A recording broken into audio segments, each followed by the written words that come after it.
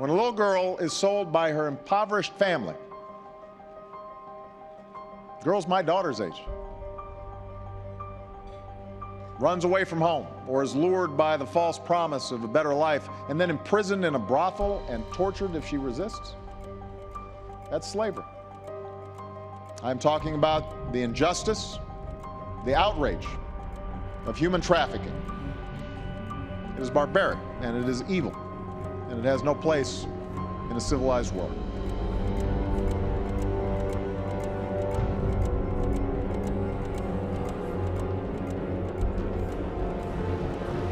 It's not going to happen here. We're one of the wealthiest counties in the nation. It just wouldn't happen to us.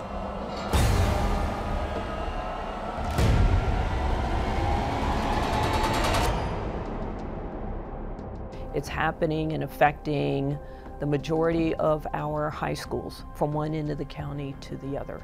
It may not be you, it may not be the student sitting in the chair right now, but it could be happening to that student's friend, that student's sister, sibling, cousin, someone they know.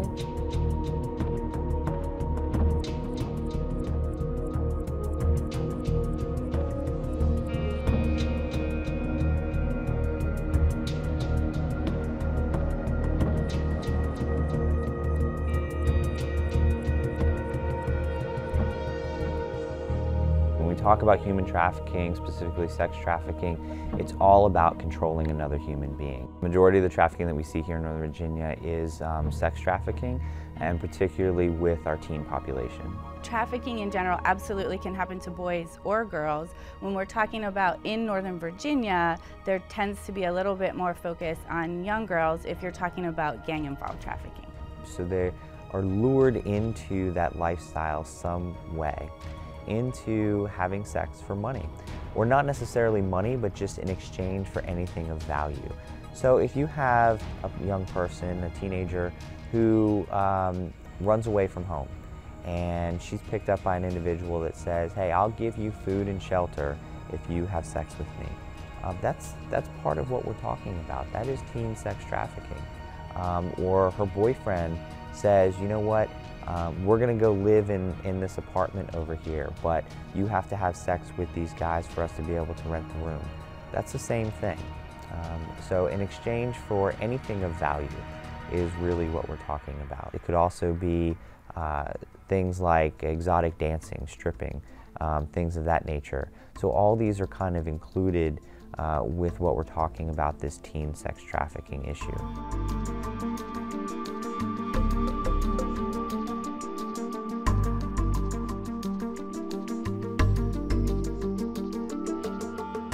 A lot of people feel that this is something that only affects the immigrant population or foreign nationals, and that's absolutely not true. These traffickers are targeting girls and boys that were born right here in the United States, that have lived here their entire lives. So here in Fairfax County in Northern Virginia, we've worked with victims as young as 12, all the way up through adults.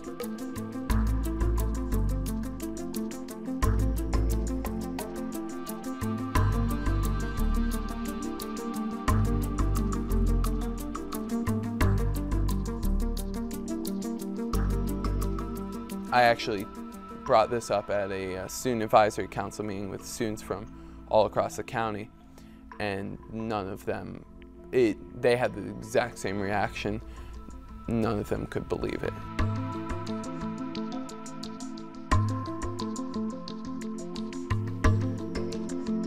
In Fairfax County, we have a huge problem that there is not a lot of attention going to because these victims don't disclose being victims. There's been, I would say, anywhere from 5 to 10 cases maybe prosecuted in Northern Virginia.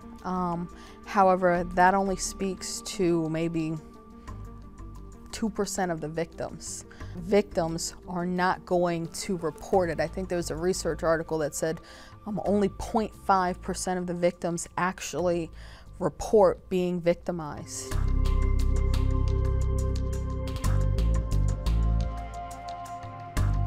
That particular group attempted to recruit over 800 girls here in Fairfax County that we know about. And I think what was a little scary for me during the course of that investigation was none of those 800 girls ever came forward and reported that they were attempted to be recruited into this.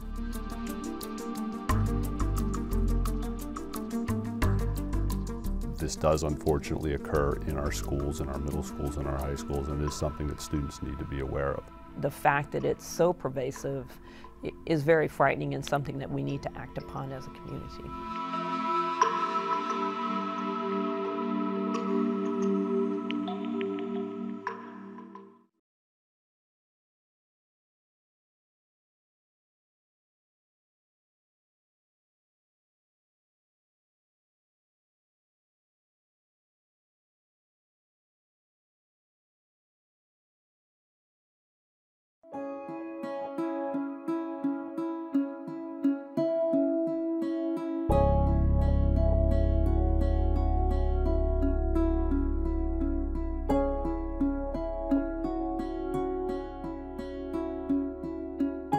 The majority of the people that I work with that have been involved in this scenario are in fact girls. And so that's why I just kind of naturally use that term.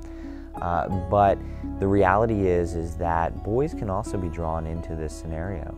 A lot of people believe that sex trafficking victims tend to be those that come from poor homes, girls that just need money, and that's absolutely not true. There is no profile of a victim. Victims can come from any background, any race, any financial status, from poverty to high income, any home. Two-parent homes, single-parent homes. I've had victims here in Fairfax County whose parents make well over $1 million, that live in very nice neighborhoods, whose parents are influential people within the community. Believe it or not, one of the best ones, you know, the best prospects come from the suburbs. Sounds funny, but think about it. That girl's an outcast because her peers, which is probably going to be middle class or lower class, she got a lot to prove. She got to want to say, hey, just because my family got money, I'm still down. Just because my family got money, that don't mean I'm a goody two-shoes. So she going to go that extra mile that the girl from the hood won't do. She gonna go that extra mile, and she gonna do whatever is necessary to show that she from the hood, or she down, or you know, she got it in her.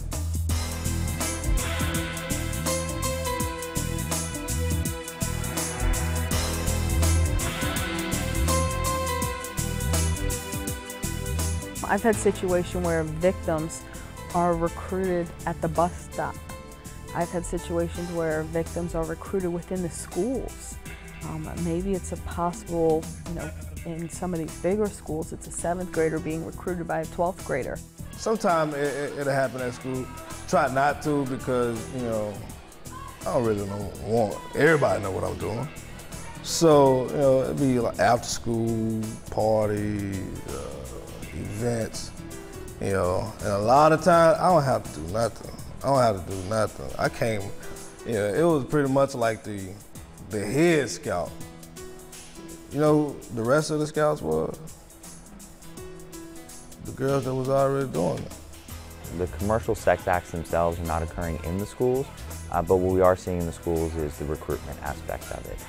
The grooming, where they're starting to talk to these girls about possibly engaging in this type of activity, and they're really starting to convince them that it's okay.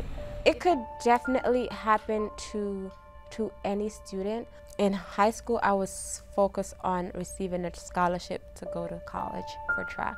I've always wanted to become an attorney, so my dream was becoming, at that time I wanted to do corporate law because I had this business mind.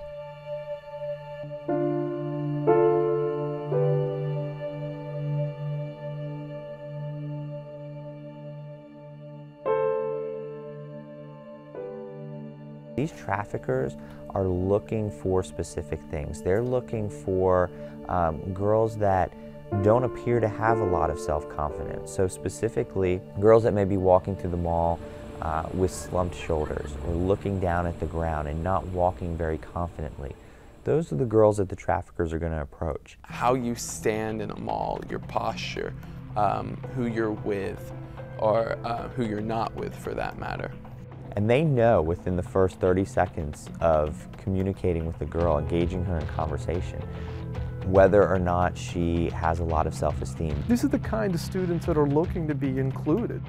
Their defenses are kind of down, and they're more inclined to agree to do things, to agree to behaviors, to go places, hang out with people, make choices that they know very well might not be the best choices, but because they're so eager to fit in, they make these decisions that they otherwise would not. They can pick you out of a crowd, and they're just how good they are at doing that. That's just scary. If they walk up to a girl in the mall, at a metro station, wherever, and the guy says to the girl, you know what, I've been noticing you from a distance. I think you're one of the prettiest girls I've ever seen. Would love to take you out. If that girl's head drops to the ground and she starts looking at her shoes with her eyes down, he knows he's got her.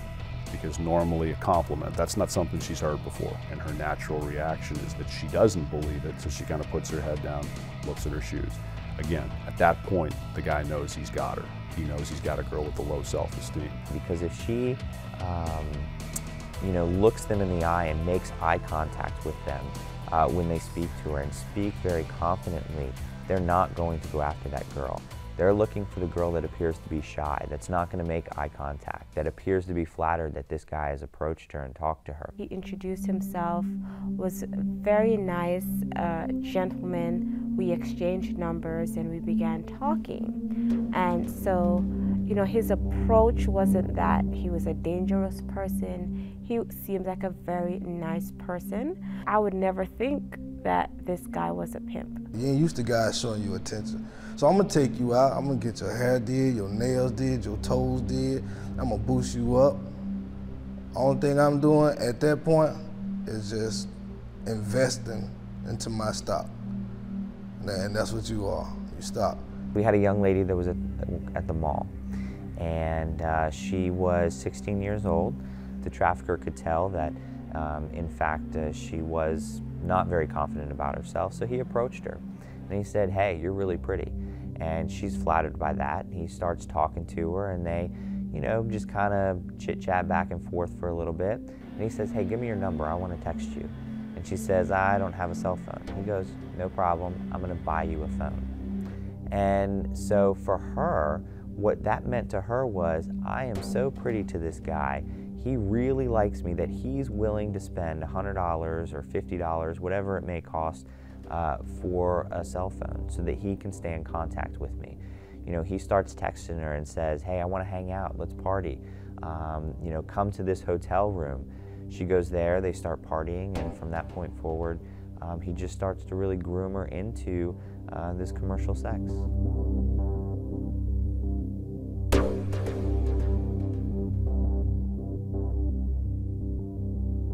This happens to people younger than I am, and you can't even fathom what they have to go through. It's just hard to come to terms with.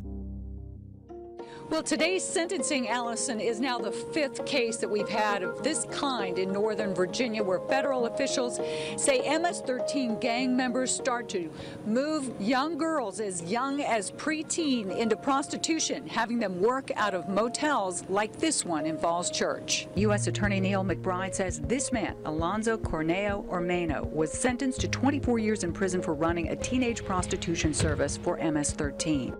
This man will spend the rest of his life in prison for turning a 6th grade girl into a gang prostitute. He recruited her at a Halloween party.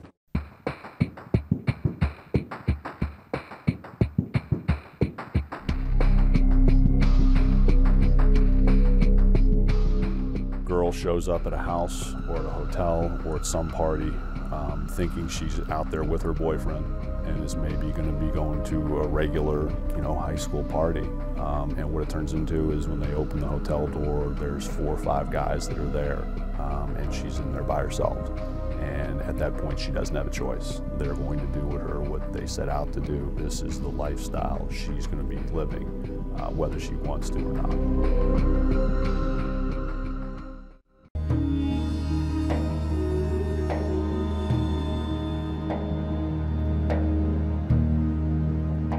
I was a gang member, so I knew a lot of people, you know.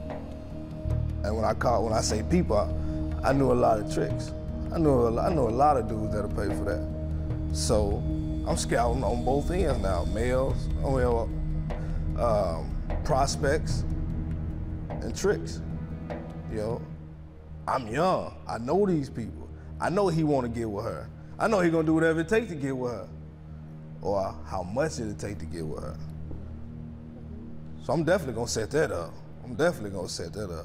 Man, listen, I know you've been wanting no girl for a while. We got her at the house right now. We ain't doing nothing. We just over there chilling. All the drink you can get. Yeah, we got weed, drink, pills. Man, just throw me about $150, $120. You gonna do it. You don't know that you paying for her. She paid for all the intangibles I just named. You paying for her, which definitely, you know, at the end of the day pays me. So, yeah, you don't know you tricking. You just think you paying the cover cost at the door or whatever. It is Judgment Day for a Fairfax County man who admitted leading a teenage sex trafficking ring for 6 years. Fox 5's Bob Barnard is here now with the story. Bob. In this picture, he's smirking, flashing some of the proceeds from his prostitution enterprise. But in court today, Justin Strom was sobbing. A leader of the underground gangster Crips, Strom had already pled guilty to recruiting at least 8 teenage girls over the past 6 years at metro stations, high schools, and over the internet, and forcing them into lives of prostitution.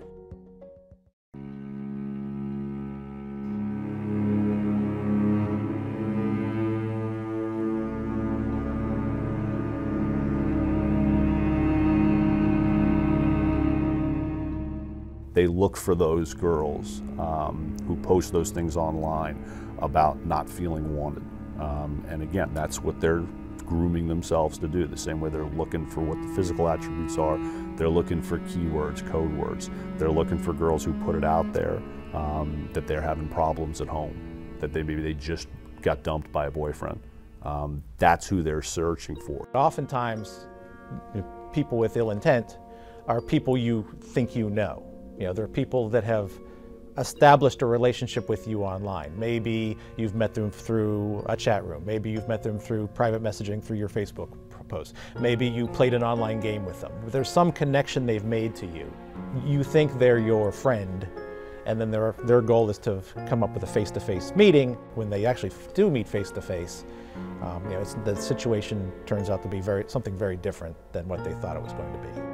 And the traffickers will oftentimes create fake accounts, particularly the gang members. They may be posing as other females that are about the same age as the person that they're going after. I had a girl reach out to me on a modeling website and said, hey, I have this guy who would love to represent you, kind of like a manager type figure. And so she passed along his information to me. We met up for coffee, and I ended up working with him for a period of 4 or 5 months before anything went sour.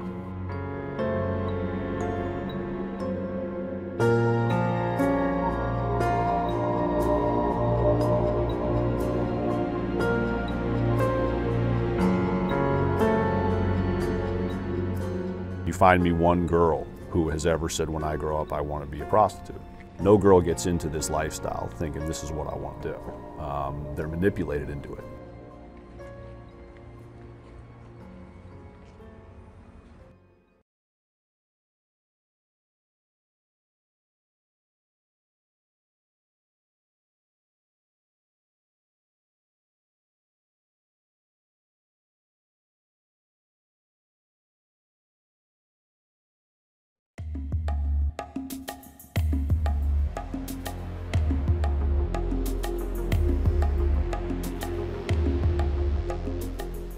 Majority of the time what happens is traffickers, whether they're gang members or pimps, whoever they may be, come in and they really get in close to these girls. It's amazing when I look back at it because he was so good at playing the game and just really getting you to open up.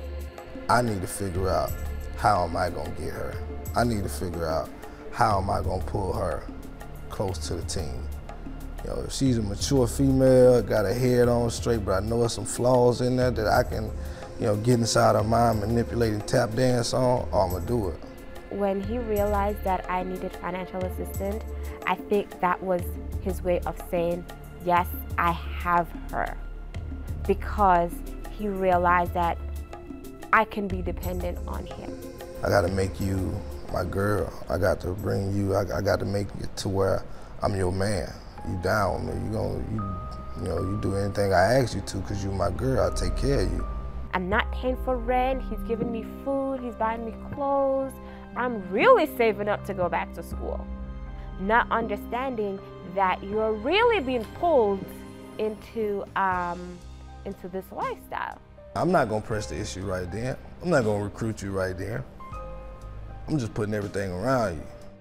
You broke, you need money, you want to kick, come on by the crib. We got you. I'm gonna throw you a little few dollars here and there. You're gonna keep on coming back to me. Rock, can I hold this? Rock, can I get this? Yeah, man, we ain't worried about that. Here. About the third, fourth time you come back, yeah, but I need you to do me a favor. You're a prostitute now.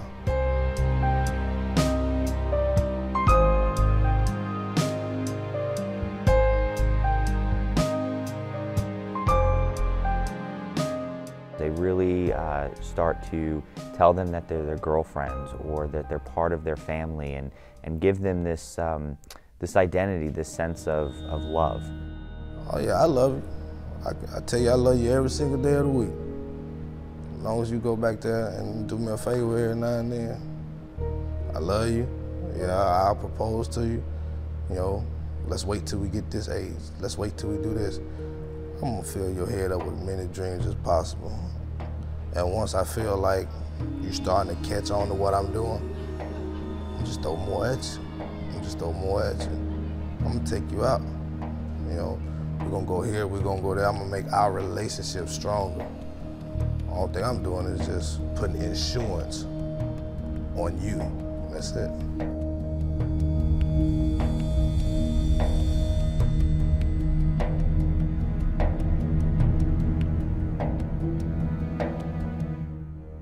He says, you know what, let's go on vacation. I want to take you to the beach. And so he'll take her to Atlantic City or Virginia Beach or Ocean City or something like that. And then the trafficker will tell her, hey, something happened with my bank. They cut off my card. We're out of money. I don't have any cash to get us home. If I need you to go have sex with this guy for me to get some money, I can't tell you what you're about to do. So I got to sell it to you a whole different way now. I got to tell you, I got to manipulate you into thinking that you're doing me a favor. He'll say, you know what, I love you, baby, and I don't want you to do this, but I don't know any other option. Can you just do this one time so that we can get home? And what they really mean is, please let many men a night sexually assault you so that I can make money. Ain't no damn favor, that's a transaction.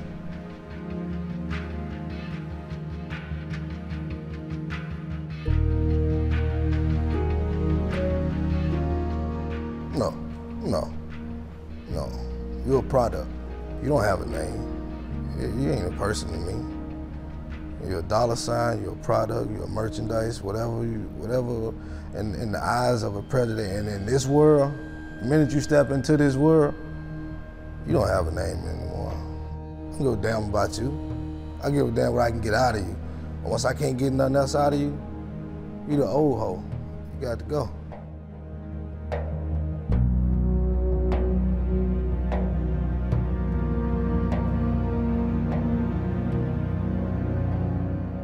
And they said, you know, you've been hanging out with us for a while. We've been giving you free drugs and free alcohol and a place to hang out, you know, and we consider you part of the family now. They go to the neighborhood and they introduce her to an individual. They find a guy on the street that's interested. They go in and they said, all right, now you have to go have sex with him. And she goes, whoa, whoa, whoa. I didn't know anything about this. But now she's in a location that she's never been before. She's surrounded by gang members, and she feels an obligation. She feels intimidated, and so she engages in commercial sex. She has sex for money. Everything that happens after that, they then blame themselves. And that's what the folks that are running this business are doing in terms of manipulating. They're saying, well, you chose to come hang out with us. This was your choice. We know, and we want every young person to understand that is not their fault. They've been convinced that they consented to this particular activity, and so the traffickers will tell them that since you consented, you're an offender. Prostitution is illegal, you just engage in prostitution, and if you report this to anybody, you're the one going to jail. They've been groomed and manipulated to believe that they chose this lifestyle. And I think that is a huge myth, that victims choose this, when in reality they don't choose it when their mindset is not prepared for what's going to happen.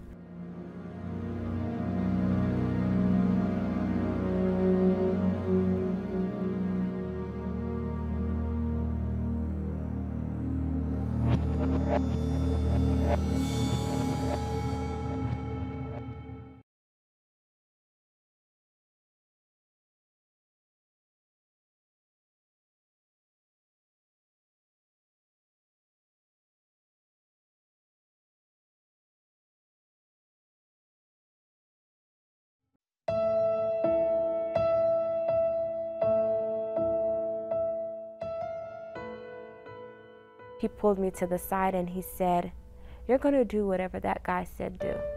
And I said, "No, I'm not. I don't want to do that." And he's like, "Well, you don't have a choice." I said, "That's what you're gonna do." And I was like, "Yes, I do. I'm just gonna leave."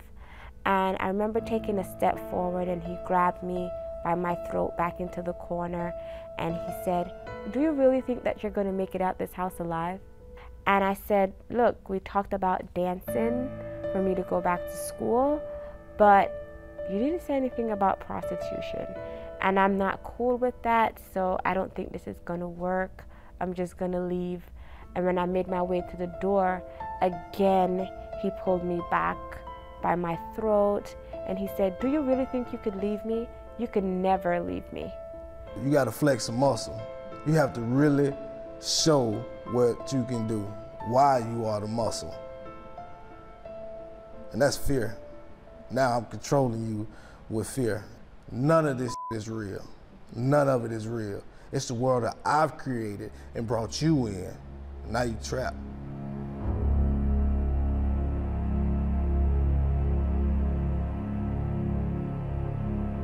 She chose to leave him because he was violent. Go figure, right?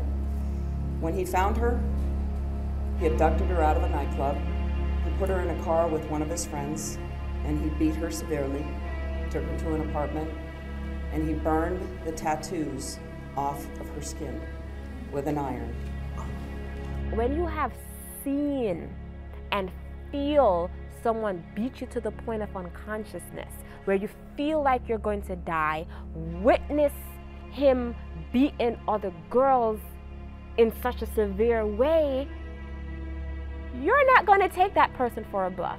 When this person say, "If you do this, I'm going to do this, I will kill you," you're believing he is going to kill me. When I told him to kill me, he put a gun in my mouth and pulled the trigger. The terror is just absolutely real, but it's also instilled, like, do not let anybody know. So telling the police is absolutely forbidden, telling anybody. And, you know, he would say, "I know where your mother lives, so if I can't get to you, I'm going after your mom. I don't want my mom getting hurt because I made the choice of coming with you. I got involved in this. I should get out without anyone else getting hurt. If anyone is going to get hurt here, it should be me."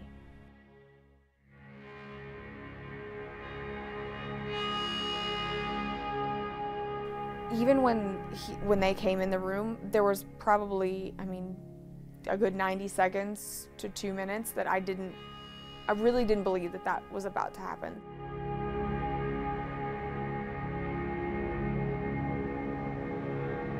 And after all of that silence, because not a word was said, it was like suddenly like my stomach was just like in this, like I can still remember that exact feeling. It's like a knot in your throat and a knot in your stomach of just like, all right, now I get it, something is bad. And then that was when I was raped. The whole thing was videotaped and photographed.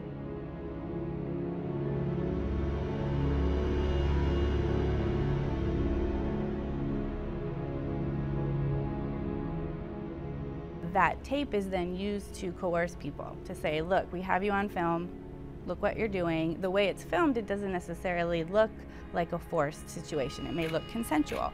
And so what happens is they're saying, we're gonna go ahead and show this to everybody. So you should go ahead and comply with us. These young girls were forced to have sex in the back of gas stations, at construction sites, at sleazy motels across the area. The girls were threatened with violence, fueled with liquor and marijuana. The money they earned went straight back to the gang.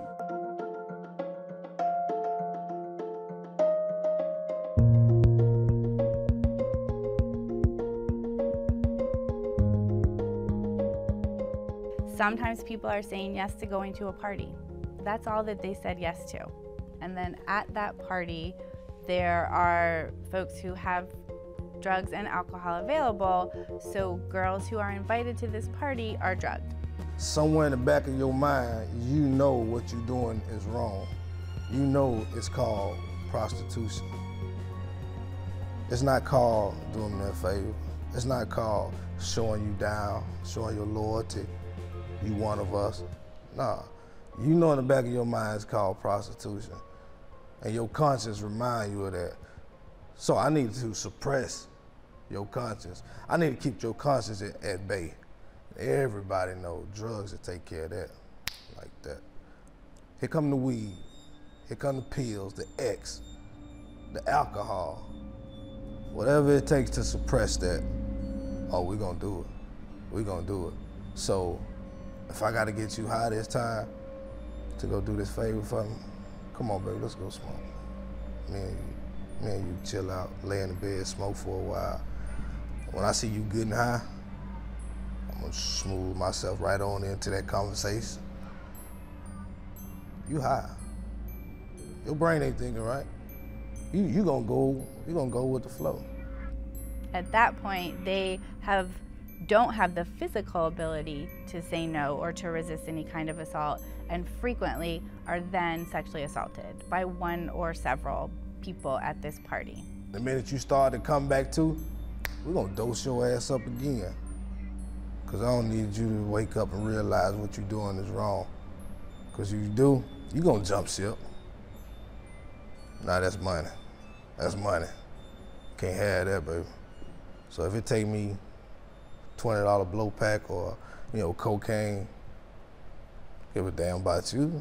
$20 to keep you going? Oh, shit, I would invest that all day long.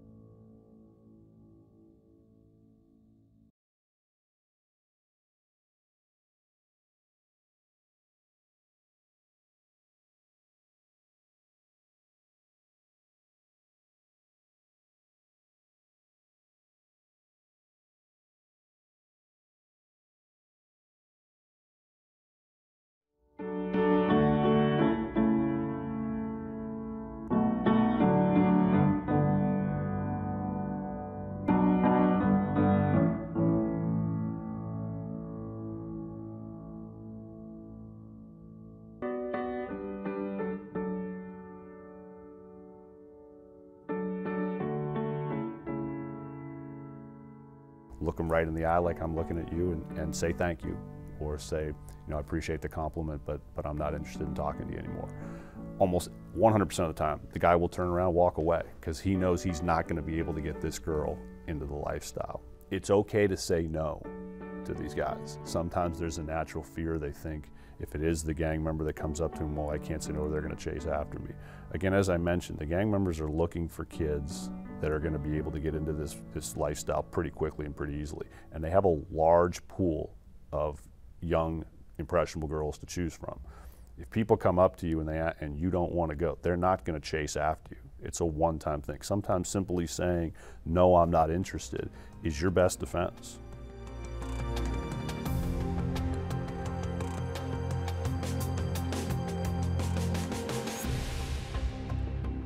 Be very, very careful what you post online. Be very, very careful what you send out via tweet. Be very careful what you put out there on a Facebook page, because once it's out there, again, everyone can see it and everyone can read it.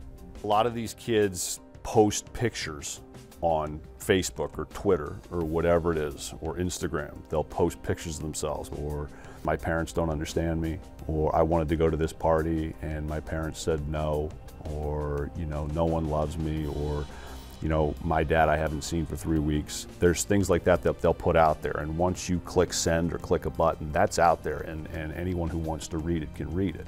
And the ones that are also reading it are those gang members.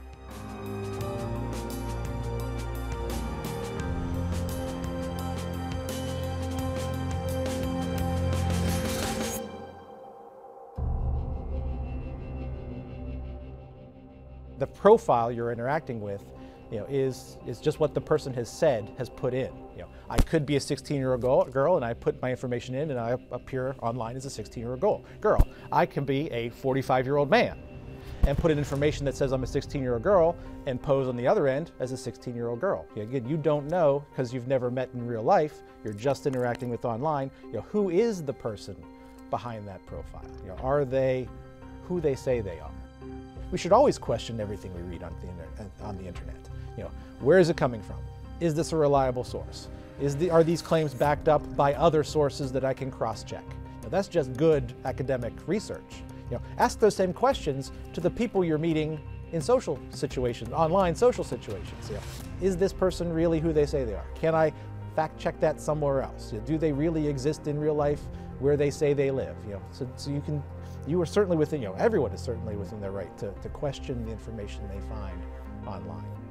If you have people that are friend requesting you through social media, that you don't know who they are and you don't know how they might possibly be connected to you or other friends, that should be a huge red flag for the students, because they need to be aware that, why is this guy trying to friend me? What is his motive or intention?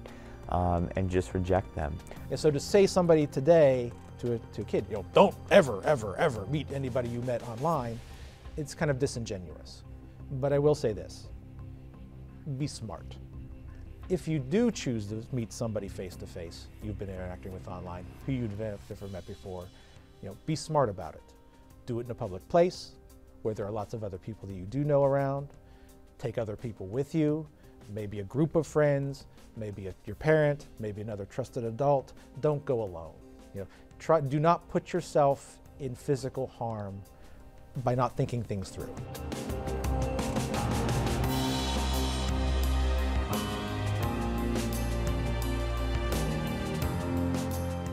If someone starting to spend time with you or wants to be your friend, just ask yourself, are they really thinking about me? Do they have my best interest in mind? Is this somebody who is talking to me out of genuine friendship, or do they want something? Or maybe if you do get invited to a party, you want to ask a friend to go with you. I would also always suggest letting your parents know where you're going. And then I would say, if someone does choose to go to a party, that's where you really have to also trust your gut instincts. If you go to a party and there are a lot of drugs available and a lot of drinking, and that's not something you want to do, you can leave that party. If you go to a party and all of a sudden there are no other females there and it's a whole lot of males and that makes you feel uncomfortable, you can leave. Be wary of, the guys that coming in and want to be your father figure, want to be your friend, and want you to hang out with a whole group of guys. I mean, honestly, do that really make sense to you? You are one female and I want you to be around all of my friends, and we are trying to establish a relationship, and I want you to be around all of my boys, and I'm exposing you to, sex and drugs and violence and all that. You think I really care about you if I'm exposing you to all of this? If you're feeling kind of icky about something, if you're starting to get anxious about a decision, a potential decision that you're going to have to make, there's probably a reason why your mind's saying, hey, wait a minute, think about this. Maybe you need to run this by someone else. There's a reason we have that inner voice. It's there to help protect us. Listen to your inner voice. If it doesn't feel right, it probably isn't right.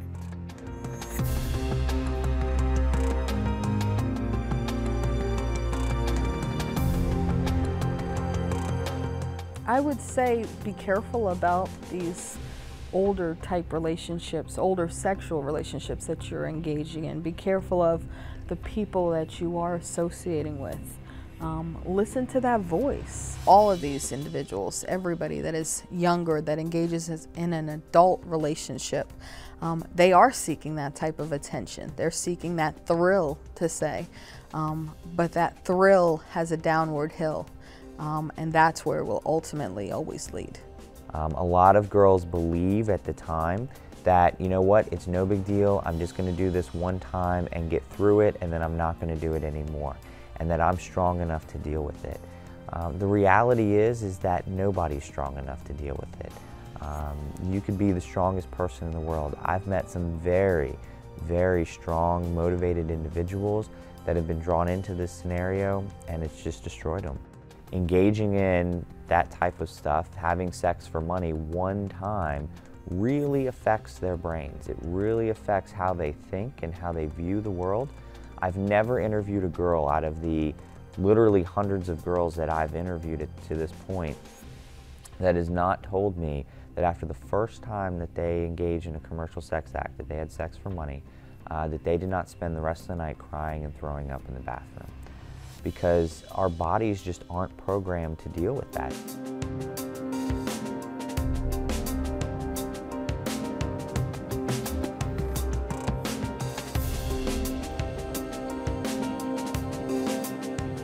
Why did I end up in this situation? Like, why was I so trusting?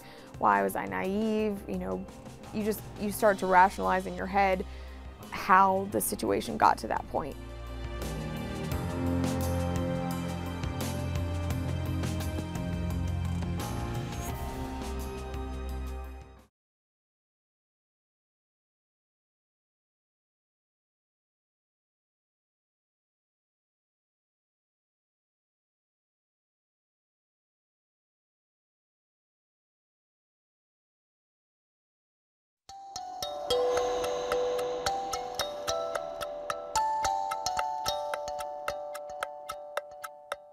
Healthy self-esteem, I think, is like somebody's armor. It's like their protection against the drama, the challenges that life throws at them.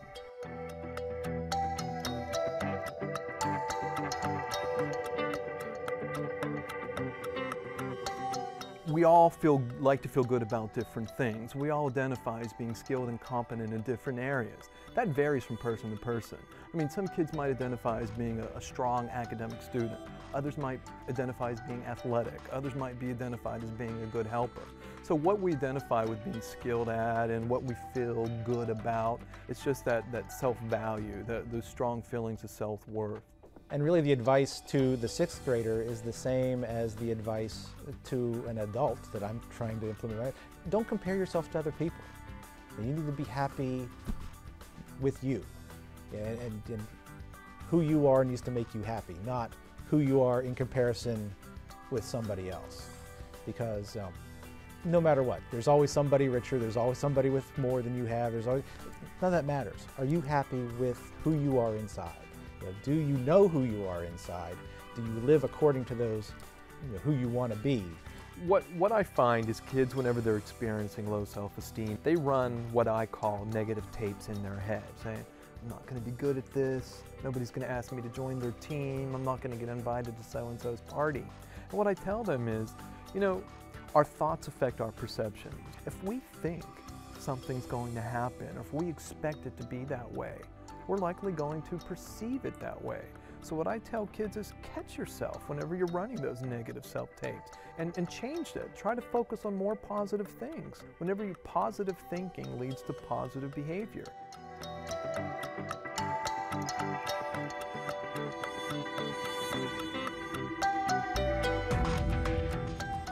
A healthy relationship is something that helps a person grow, something that you can be proud of, something that in a healthy relationship, you want your parents to meet the person, you want your friends to meet the person, you want them to engage. In a relationship where you don't want your friends to know, you can't tell your parents, that's not healthy. And so we want students to be aware enough and have power and have confidence to know the difference. I think it's important for students to know that secrets, when you're communicating with someone and they have this secret and they want you to keep this secret, that something is wrong. Why is that a secret? That's something we should ask ourselves. Why is that a secret? Know what is appropriate flattery versus what's not appropriate. It's not appropriate to meet a guy in a mall for the first time and him buy you a cell phone. You know, it's not appropriate for you to know somebody for a month and him want to take you to the beach or on some sort of vacation when you're 15 or 16 years old. The other thing is even though some of our traffickers are younger, it's important to understand that if you have an older guy that wants to be your boyfriend and you're 15 years old and he's 22, 23, 30 years old, that's not appropriate. You know, regardless of how much he says he's going to love you. Any relationship that changes who you are as an individual. Any relationship that makes you feel ashamed to be a part of, to the point that you can't tell anyone. Any relationship that makes you scared, that may cause you physical, emotional abuse or harm, that is a red flag, that is unhealthy and something that you need help with. And please ask for help. We want to help you. You have the choice to say no. You have the choice to say, I don't think this is a good idea. Don't allow someone to force you into something that you are not comfortable doing. There's a reason we were born with this thing called a gut feeling. And if you are in a situation and your guts tell you something is not right, even if 80% of it seems, oh, this is fine. But if there is something that's telling you that this is not right, pay attention to that. Because something is not right. You're not gonna get that feeling. If something is right, you don't have to second guess if it's right. You be who you are, and you get to where you need to be off your morals, your principles, your values, and knowing who you are inside. Going with the crowd gonna get you with the crowd. Going your own way, you pave your own way in life. Don't never be scared to be different. Don't never be scared to say no, no matter how unpopular it is. You always be yourself.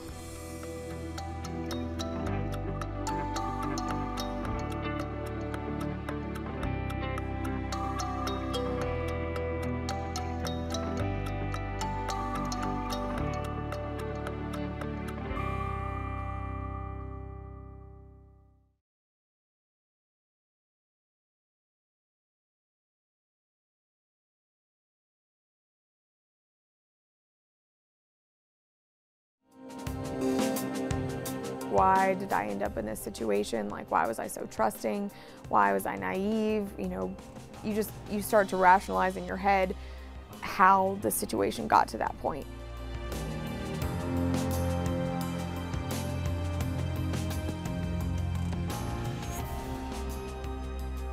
Right now there is a girl somewhere trapped in a brothel, crying herself to sleep again, and maybe daring to imagine that someday, just maybe, she might be treated not like a piece of property, but as a human being. The majority of the teens that are involved in sex trafficking don't self-report. They don't call the police and say, hey, listen, this is what's going on to me. They don't tell their parents. They don't tell counselors or anybody like that.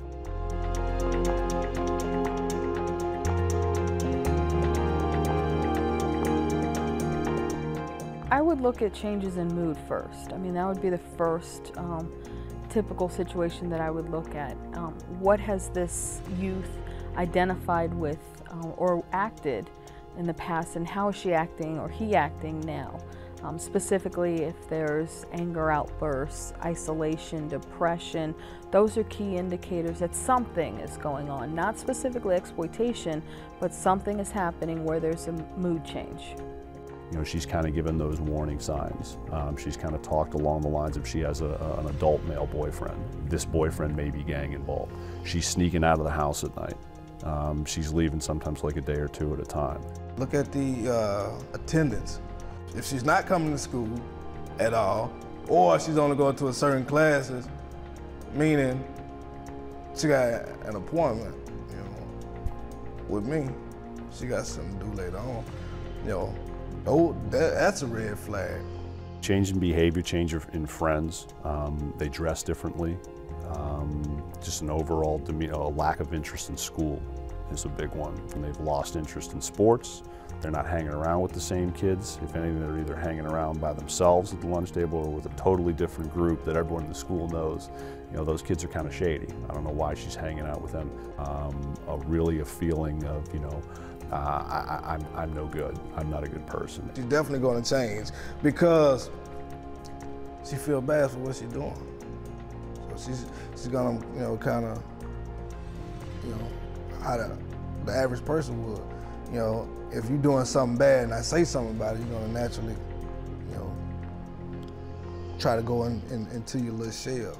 And you don't necessarily know where that comes from, but that's like the warning signs that, again, people in the schools and maybe even parents at home will see before any law enforcement officer.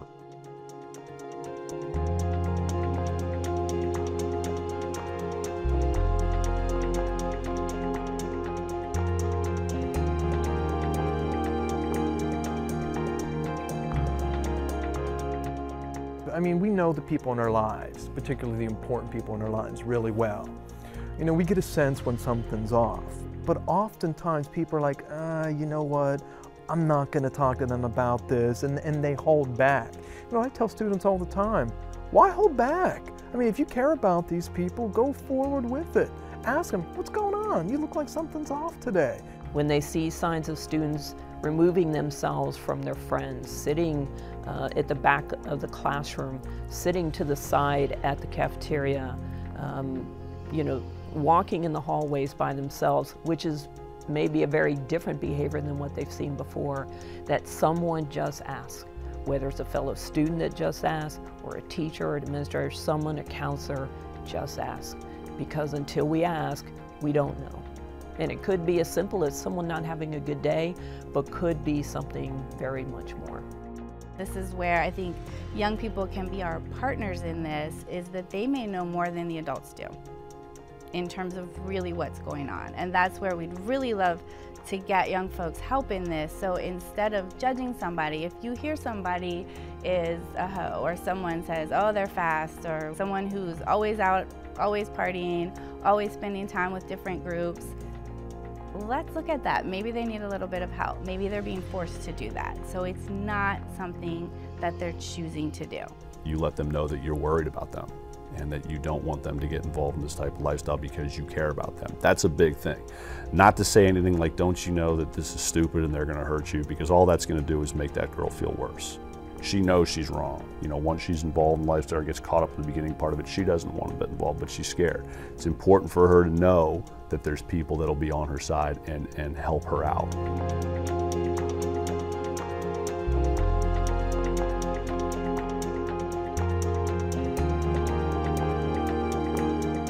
So when I came in the house, I'm wondering, what is he gonna do? And he went upstairs and I was downstairs, and I heard the click of the gun. And when I heard the click of the gun, I said, I'm gonna stay here and die, or I'm going to run. And I was running around in a gated community, where we were living, and this guy was there in his garage with his daughter. His daughter was about 2. And he said, well, why are you running? And so even in that moment, I didn't say he was my pimp. I said, I'm running away from my boyfriend who's trying to beat me up. And he's like, well, come in here. Like, if you're running around out there, he's gonna get you. So he put me in his garage and he closed it, and he got a hotel for me, got me some food, and allowed me to call my mom. And I told my mom, I want to come home. And that's how I got out.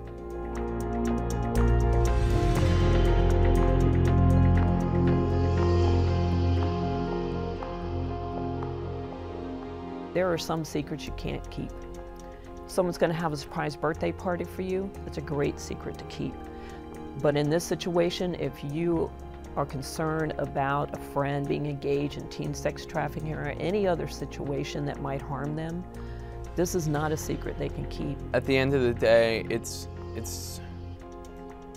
do you value your friend's health more than your friendship? They might be mad at you, they might never speak to you again, but what you've done for them can save their life, can save their family's lives. It's the first step in a long, long journey out of a terrible situation. Working off a tip from a Fairfax County school employee, police were able to bust the juvenile sex ring. Susan had the final word with her trafficker. In September, her testimony inside Alexandria's federal courthouse helped send Strom to prison for 40 years. The goal of the teacher and staff members who may have something like this reported to them is to help the student. We want the student to know that they have a way out, that we care about them and we care about all of our students. Yes, we do want the traffickers brought to justice, but our first and most important thing that we try to do is help that student. There are a lot of resources in our community, in our country. There are nationwide resources. There are hotlines. So while it's impossible probably to keep all those numbers in your head or remember them, there are adults who know them. So I would say to anybody who's either worried about themselves or worried about a friend, find a trusted adult. If your friend won't come with you to go and tell someone what's going on, take that responsibility on to go and help. It never hurts to go and talk to an adult and see if there really is something going on. So we need help. We can't do this by ourselves. This has gone silent for too long, and it's time for us all to step up.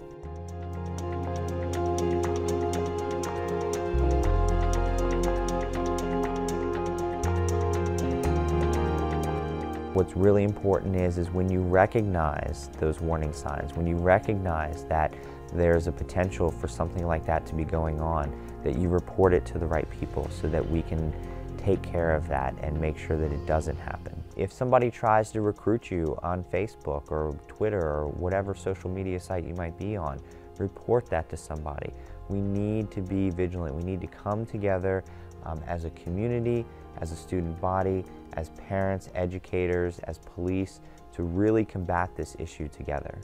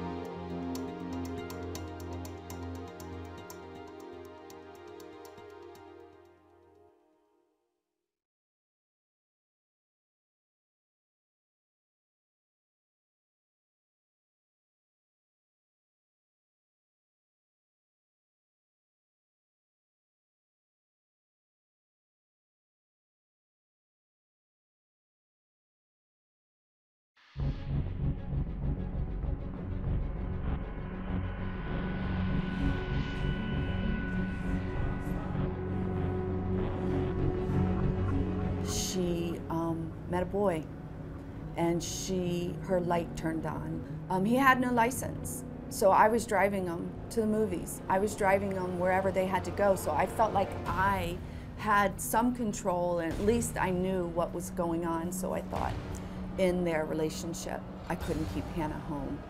She still went to school every day. She still was going to her legitimate job that she has, and she still has. She was showing up at the places that she needed to be faithfully. She just wasn't coming home.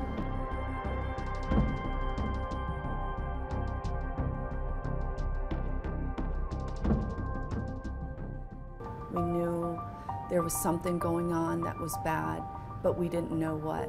I didn't suspect that really her boyfriend was involved in it. I thought maybe the worst thing, drugs.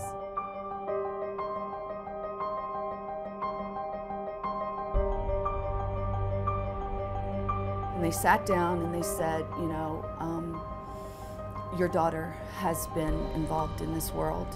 And I said, why do you have a folder with her boyfriend's name on it? And they said, he's her pimp.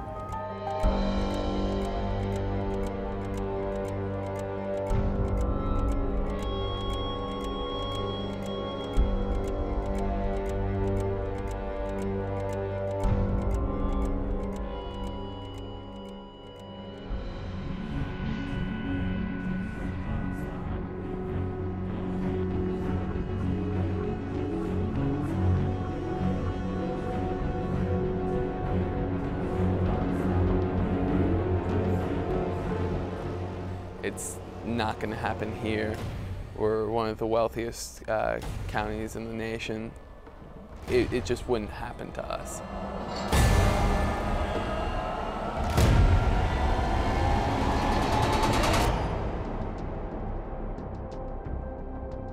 It's happening and affecting the majority of our high schools from one end of the county to the other.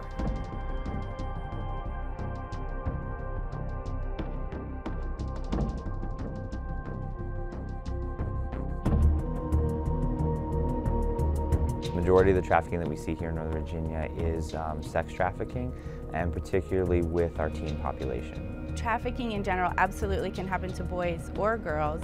When we're talking about in Northern Virginia, there tends to be a little bit more focus on young girls if you're talking about gang-involved trafficking.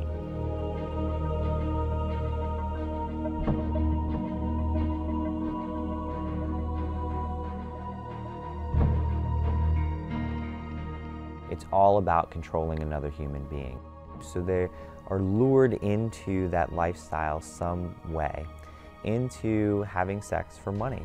It could also be things like exotic dancing, stripping, things of that nature. So all these are kind of included with what we're talking about, this teen sex trafficking issue. So here in Fairfax County in Northern Virginia, we've worked with victims as young as 12. All the way up through adults.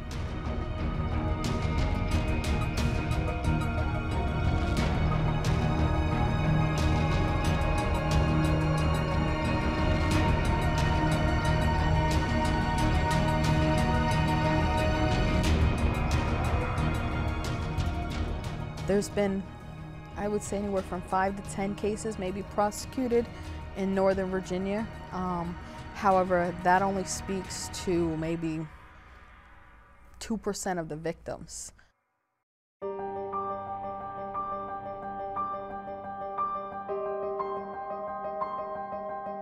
That particular group attempted to recruit over 800 girls here in Fairfax County that we know about. And I think what was a little scary for me during the course of that investigation was none of those 800 girls ever came forward and reported that they were attempted to be recruited into this.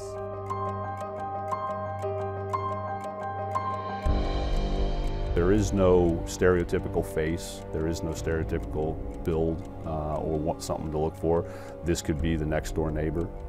This could be, again, the 18, 19-year-old gang member who's tatted from head to toe and kind of like everywhere in between. So it knows no boundaries with regards to ethnicities or cultures or classes or things of that nature. That's what makes it so difficult to combat against. They may oftentimes be dressed just like I am, clean cut, maybe clean shaven, and they're walking up to these girls, again, the same way any normal kid would if he wanted to approach a girl that he liked for a date or wanted to take her out or thought that she was cute.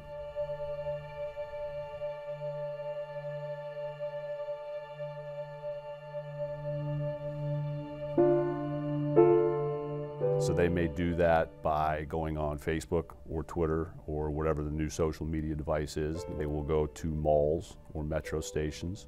These traffickers are looking for specific things. They're looking for girls that don't appear to have a lot of self-confidence. So specifically, girls that may be walking through the mall with slumped shoulders or looking down at the ground and not walking very confidently.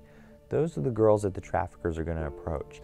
If they walk up to a girl in the mall, at a metro station, wherever, and the guy says to the girl, you know what, I've been noticing you from a distance.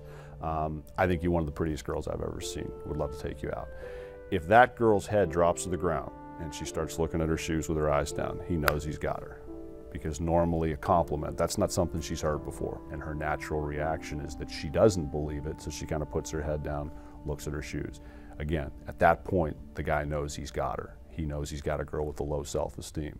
This man will spend the rest of his life in prison for turning a 6th grade girl into a gang prostitute. He recruited her at a Halloween party. Girl shows up at a house or at a hotel or at some party thinking she's out there with her boyfriend and is maybe going to be going to a regular, high school party. And what it turns into is when they open the hotel door, there's 4 or 5 guys that are there, and she's in there by herself. And at that point, she doesn't have a choice. They're going to do with her what they set out to do. This is the lifestyle she's going to be living, whether she wants to or not.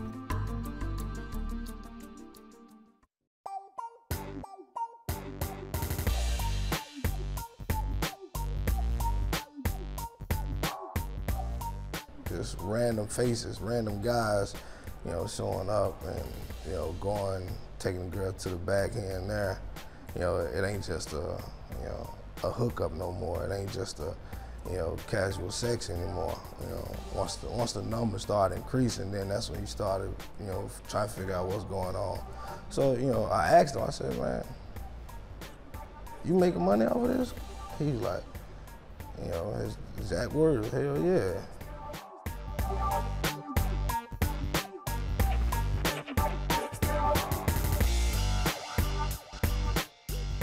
Just that fast, I was the driver and the scout. I had the females, I had the means of transportation, and I knew the area because that was my neighborhood.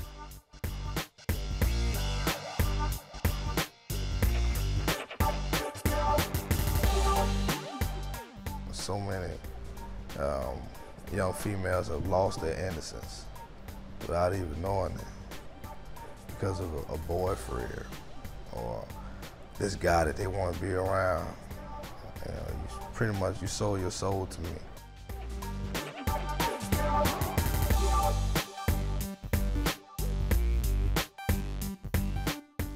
At 13, I was smoking blunts. I was drinking 40s. I was out at 10, 11 o'clock at night. How is it possible for a 13-year-old to be out the house when it's dark outside, let alone 10, 11 o'clock, smoking weed, hanging with everybody that was, I was always the youngest. Everybody else was 18, 19, out of school. Here I am, at 13, I gotta go, I'm in like the 6th, I'm about the 7th, 8th grade. How in the hell is it possible for me to be out at this point in time?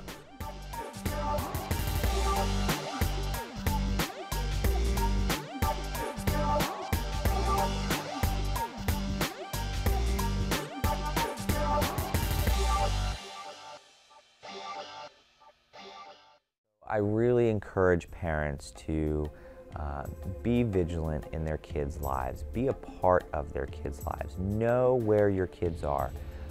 I worked a case where the mother told me that she thought that her daughter was at her friend's house every day, hanging out after school, but never verified that or never called over or talked to the parents of the friend that she was supposedly at. And the reality is that she was actually being trafficked. She was out engaging in sex for money when her mom thought that she was somewhere else.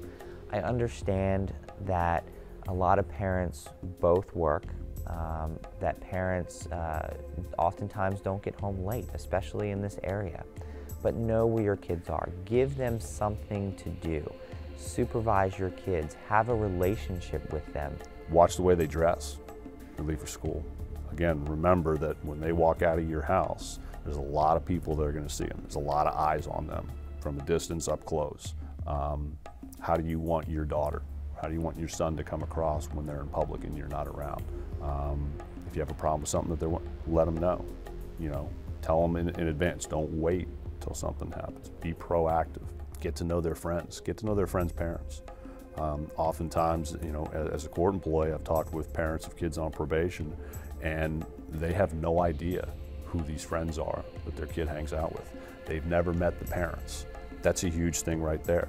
If your son or daughter is going to be associating with certain kids, as a parent, I would want to know who those kids are. I would want them over my house. I would want to talk with them. I would want to get to know their parents. It's just getting to know who's involved in your kids' lives and what they're interested in. Educate yourself as much as possible on these trendy devices and how kids are using them and communicating with their friends that way. Be the parent and look at that cell phone. You'll be amazed of what you'll find. You might not like it, but your job is to prevent, stop. So high volume, as far as talking on the phone 24/7 to different people. One of them just might be, me, him, the next predator.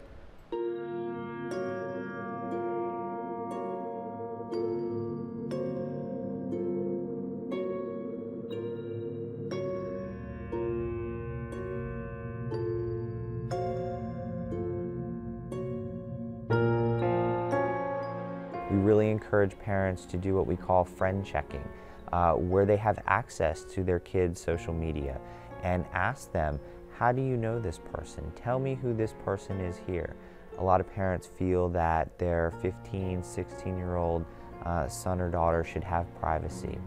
But we really have to be careful because there's a fine line that we walk between giving them privacy and space and keeping our kids safe. And so if there's something that our kids don't want to share with us or won't share with us, that should be a red flag. Why do they not want to share that with you? Why do they not want to let you see these particular messages? Because maybe there's something inappropriate going on. Ask, figure out what's going on, because if you just let those kind of things go, my worry about stuff like that is kids' level of risk-taking just increases and increases and increases because they're thinking, they're not going to check on me. They get comfortable here at this level. Then their level of risk-taking goes up more and then more, and before you know it, they're in a situation which is pretty problematic.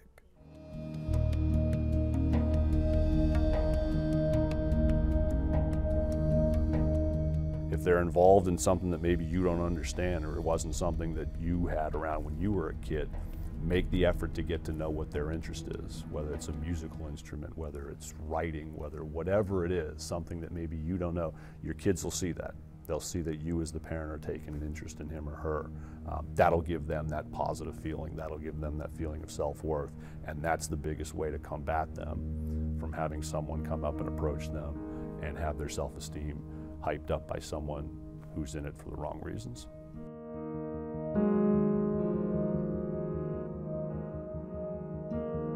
We got her off the street. That was almost the easy part.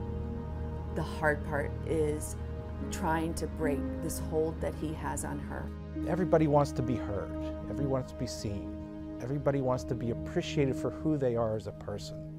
And as parents and as teachers and as coaches and people who interact with youth, we need to give them that. And it's because if we don't, somebody out there will.